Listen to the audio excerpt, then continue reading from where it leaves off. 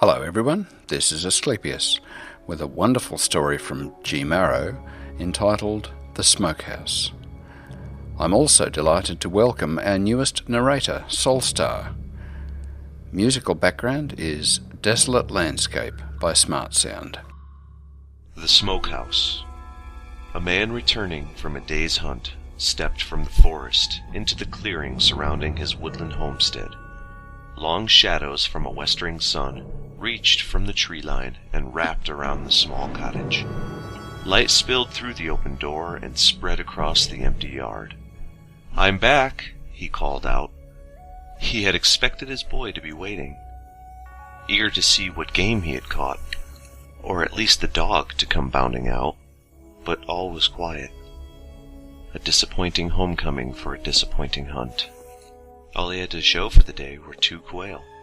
They made a fine dinner for tonight, but he needed to start putting away stores for the coming winter. Not that he was worried about insufficient food. In another 2 weeks, it would be cold enough to slaughter the hogs and smoke the hams and sausages that would last them until spring, but more variety meant a less bleak winter. As he approached the cottage door, he heard a soft crying. He stepped inside. His son sat on a chair near the fire of the kitchen hearth, legs pulled up, knees under his chin, arms wrapped around his shins. His eyes were red and puffy. "What's the matter, son?" he said. "Where's your ma?" The boy looked up and took a shuddering sniff. She ain't got back from the market yet." The man's throat clenched. She should have been back hours ago. He glanced over the empty cottage. "Where's Burley?" It was unlike the hound to leave the boy, especially when he was distressed. "He runned off when the monster showed up." The man blinked. "The what?" "The monster." The son buried his face behind his knees. "It was horrible. I was so scared, Pa." "Monster? What are you talking about?" The son looked up, his voice now prideful. "But I caught it, Pa. I trapped it in the smokehouse. You'd be proud of me. I caught it, Pa." "What nonsense are you talking? You've got some animal in the smokehouse?" It was typical of his son's boyish imagination. He probably trapped a raccoon in there, and the rafters were still hung with smoked trout from the summer's fishing trip. The critter would be gorging itself. The man flushed with anger. He dropped the quail on the table next to his son and walked back out the front door, leaving it ajar. He walked around to the smokehouse.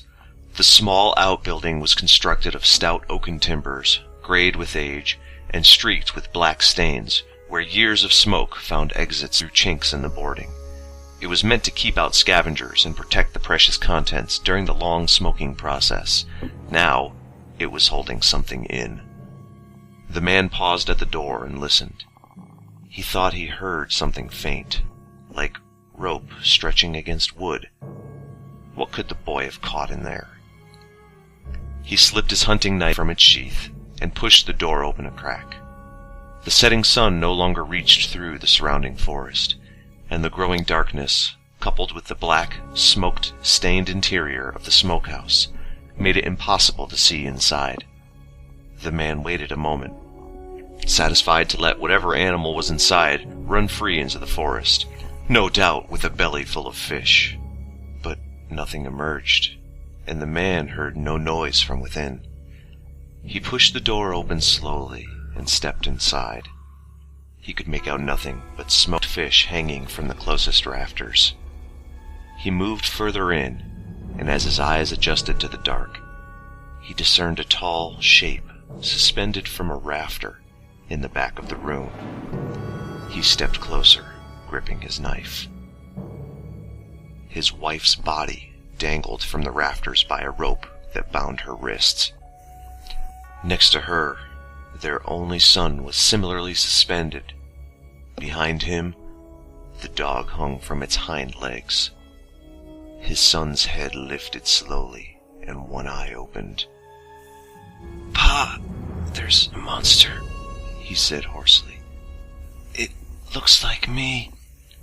Stars exploded before his eyes as a tremendous weight impacted the base of his skull. His face hit cold, packed dirt. He tasted soot. He was vaguely aware that he was on the floor of the smokehouse. As if from a great distance, a voice cackled. "Oh, how well will I eat this winter?" Blackness consumed him. Echoes from the Caverns is brought to you by Lord Baldrith, Asclepius, and Sir Style Teckle. Do you have a piece that you'd like us to read? Please contact us at lordbaldrith@thecaverns.net, Asclepius@thecaverns.net, or style@thecaverns.net.